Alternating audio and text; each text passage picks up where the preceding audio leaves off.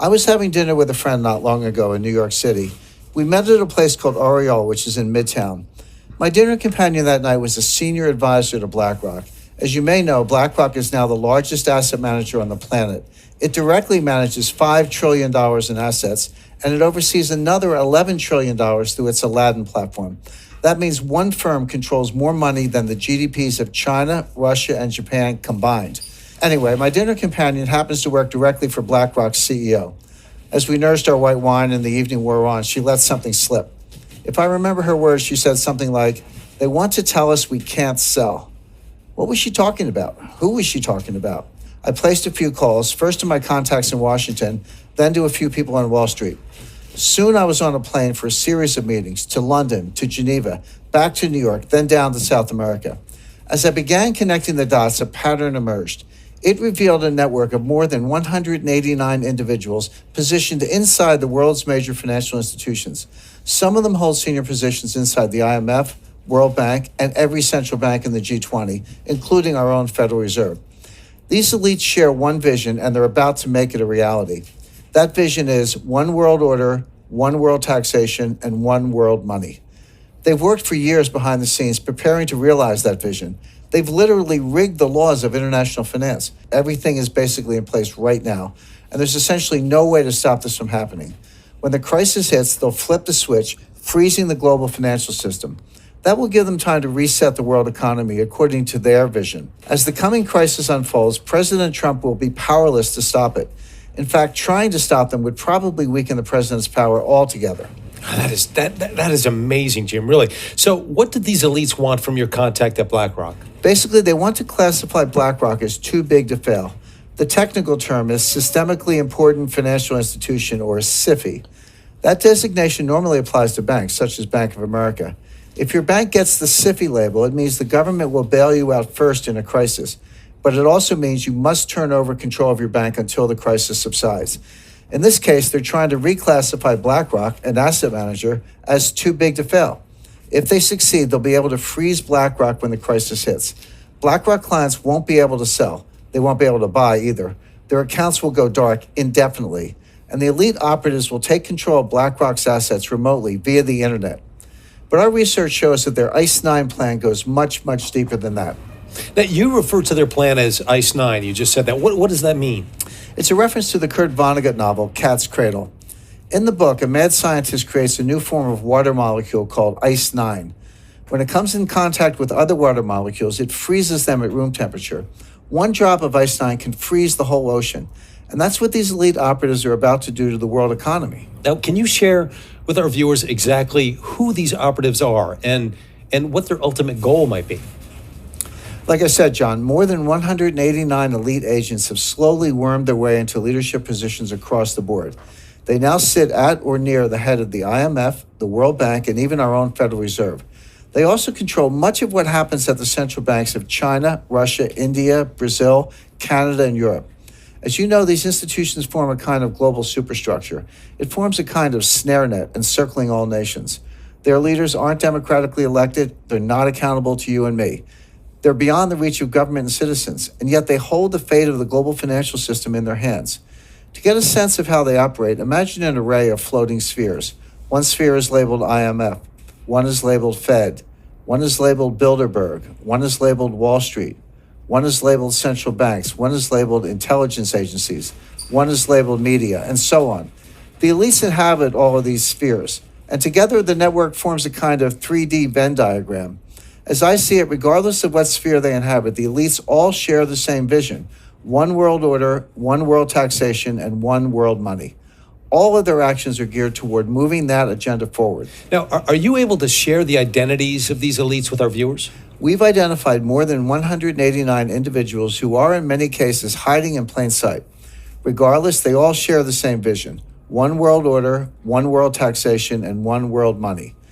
A short list would include Christine Lagarde, Managing Director of the International Monetary Fund, IMF; Mark Carney, Governor of the Bank of England; RAGHURAM RAJAN, Vice Chairman of the Bank for International Settlements; HARUHIKO KURODA, Governor of the Bank of Japan; William C. Dudley, President of the Federal Reserve Bank of New York; Agustin Carstens, Governor of the Bank of Mexico; Janet Yellen, chairman of the board of the Federal Reserve System.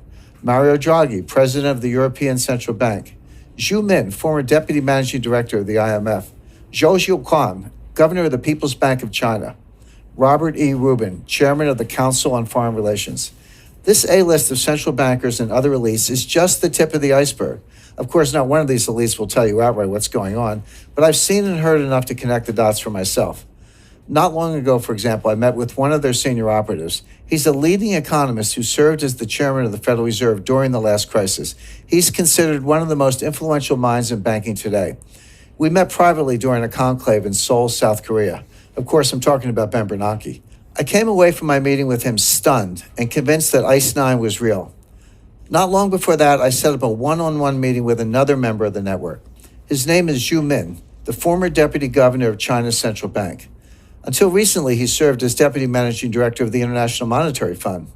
Zhu is a brilliant guy, like Bernanke, and he's pleasant and well-meaning.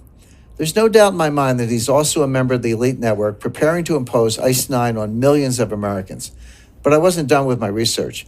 I have since met with dozens of senior officials, intelligence analysts, and former Wall Street colleagues. My quest led to a final meeting, a face-to-face summit with the head of Bilderberg. We met at Rockefeller Center in Manhattan, and he was very eager to get my take on the euro as a currency. I was happy to provide it, of course, in exchange for some valuable intelligence. As I say in my new book, he did not have horns. In fact, he gave me a nice gift when we parted ways, a blue Swedish vase. I keep it in my writing studio at my home in Connecticut. But my point is, I came away from all three meetings convinced of one thing. When the next crisis hits, the elites are planning to freeze the financial system, and they'll replace it with a new system, one not based on the US dollar. When that happens, we'll wake up to a very strange and disturbing new reality. And for our viewers that are watching today, what might their reality look like that morning? How does this manifest? First, they'll have gone to bed knowing that a massive financial crisis was underway. But when they wake up, they'll find it has worsened and the contagion has spread worldwide. When they go to withdraw money, their ATM will say, closed temporarily. When they go to sell stocks, their account will say, transaction not available. When they go to their local business, that business will only accept cash if it's open. As citizens realize they're being barred from their money, riots will erupt. It's going to get really bad really quickly. But how would such a freeze actually work? And wouldn't that be highly illegal? Well, it wouldn't be illegal technically because they've been quietly laying the groundwork for years. They've rigged the financial laws, changed the rules of the game to allow this to happen. The stage is set. They have the levers in place. The lights are positioned. Now someone just needs to flick a switch and they'll impose ICE-9 rapidly. And again, all of this will be legal because they've rigged the system in their favor. Here in the U.S., for example, Congress pushed through something called the International Emergency Economic Powers Act, or IEPA. This allows the government to freeze accounts, assets, even whole institutions at will. The only condition is that there's some threat to national security with a foreign connection. Of course, with a global market, every financial crisis has a foreign connection. Any systemic crisis fits the bill. And the thing is, when the next crisis hits, it's going to be so bad, President Trump won't have any choice but to go along with the elite's plan. Wow. That is, you have to admit, that sounds somewhat hard to believe. Now, how could these operatives actually freeze a whole country's financial system? Well, fortunately, we have some recent real-life examples to study. The elites have been conducting a series of dry runs for years, leading up to ICE-9. Look at Cyprus, for example. A few years ago, the Cypriot economy was in trouble, especially the banks. The IMF stepped in and loaned Cyprus $10 billion, but the loan came with strings. Now pay attention because this is precisely what they're going to do, but imagine it on a global scale.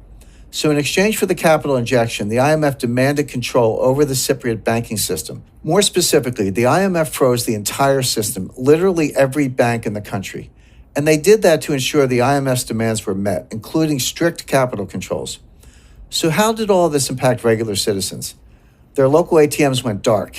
Even the bank branch was closed, permanently in some cases. Citizens could not withdraw cash. They couldn't even transfer funds from one account to the other. What came next? Wealth extraction on a grand scale. The IMF basically stole 6 to 10% of all the cash in the Cypriot bank accounts. How did the elites justify this? They called it a levy, the price regular citizens had to pay for their government's missteps. Keep in mind, these asset confiscations were done at the balance sheet level with the institutions themselves. They never had to confiscate individual accounts. They froze every account by controlling a handful of the country's biggest banks. When the next crisis hits, we're going to see this here in the US and around the world, and it'll be a highly coordinated global attack on the entire system simultaneously.